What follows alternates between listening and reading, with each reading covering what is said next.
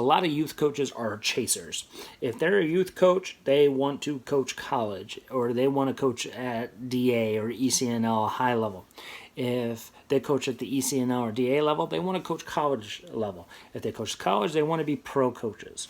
If you coach the freshman team, you want to be the varsity head coach. And so all of the decisions that I ever made was mostly chasing something, right? So I spent 4 years at Detroit Country Day.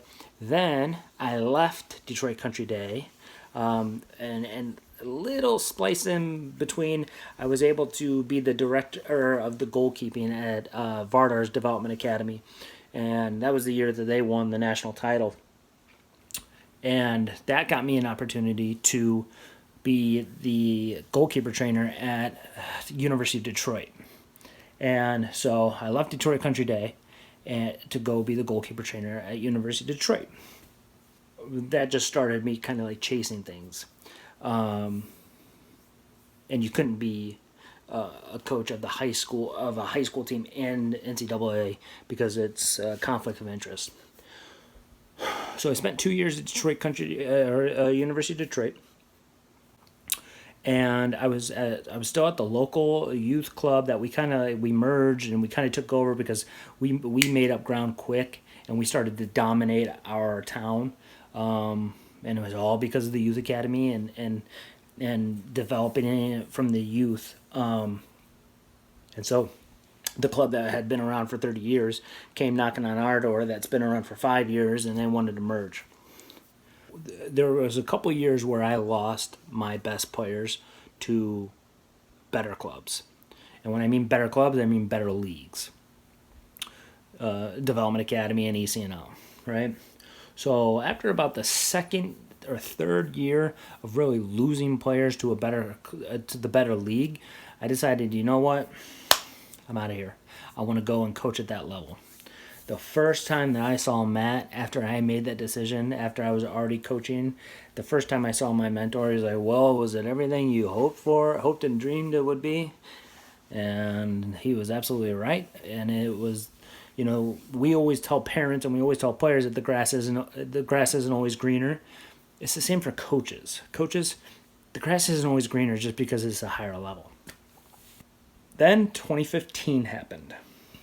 And I was always applying for college jobs and whatnot around the country. And I was the head coach at Birmingham Groves varsity at the time, and that was my first varsity gig, and I was excited about that.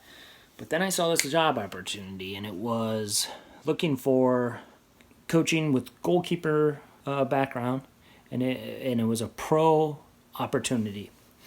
And it was a professional coaching opportunity to be a second assistant and to really focus on goalkeeping and whatnot. And it was at the Western New York Flash.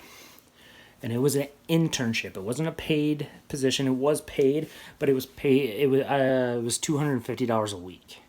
I had to live with another family during this time, which was, you know what?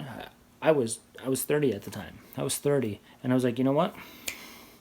I've wanted this my entire life. I was chasing it, right?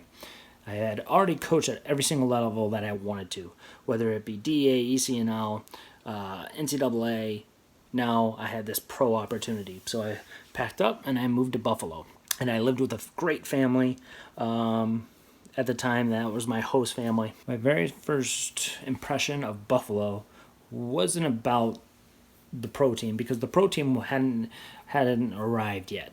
What I did realize is how far behind youth soccer was. When I saw the U10 girls have to play U13 to get a decent game in, that was a red flag to me. When I heard about dual pass guarding and players being able to play with the Flash and playing with like some Lancaster team I never even heard of, that was a red flag to me. And I was like, what? This is like 1995 Michigan. And that's when I knew that there was an opportunity in Buffalo to really make an impact, right? And I always tell players this, and I tell coaches this, and this is right in anything, is that you can be a small fish in a big pond, or you can be a big fish in a little pond.